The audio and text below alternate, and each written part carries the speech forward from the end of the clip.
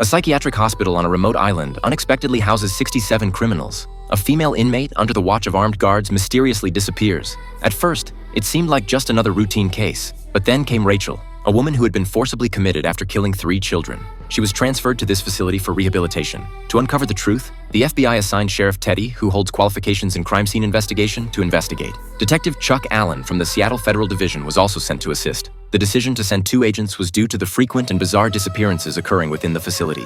The island is heavily fortified, with hundreds of armed guards stationed there. Upon arrival, the agents were immediately instructed by the warden to hand over their firearms. Sheriff Teddy argued that agents on duty are authorized to carry weapons, but the warden countered that, by law, the warden holds the highest administrative authority within the prison. Reluctantly, Teddy and Chuck complied and handed over their guns. Now unarmed, the 2 agents followed the warden deeper into the prison, which housed a wide range of peculiar patients. Some inmates approached to greet them, while others purposefully avoided them, and a few nervously warned them not to speak. The agents proceeded to the office to begin analyzing the key points of the case. Meanwhile, Teddy took a moment to quietly survey the surroundings. His attention was drawn to several paintings hanging on the walls. The warden explained that these were illustrations of the psychiatric methods used since the hospital's establishment. In the past, to treat resistant patients, procedures such as lobotomies were performed to restore calm. However, due to human rights concerns, such treatments are now largely discontinued. Teddy didn't respond, silently taking in the scenes depicted in the artwork. The complexity of the case was much deeper than it initially appeared.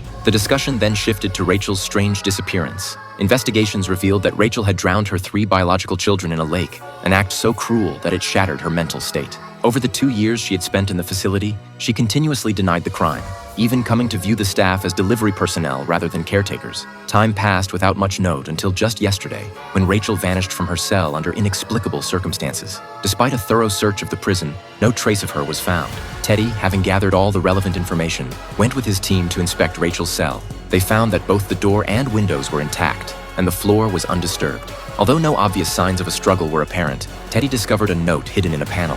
It contained the words, "Rule number 4, and a question. Who is patient number 67? Teddy and Chuck continued to assess the layout of the facility.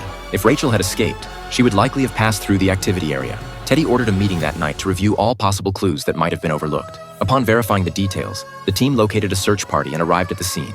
However, they found no significant results, and the search team appeared disorganized and negligent. It seemed no one was particularly concerned about Rachel's whereabouts. As they surveyed the area, Teddy noticed that the terrain had no natural cover, and the landscape was unique due to the presence of multiple caves scattered across the cliffs. Their attention was drawn to a lighthouse, which, according to the search team, was merely a wastewater treatment facility with no human traces inside. Reluctantly, they moved on, leaving the investigation of the lighthouse for later.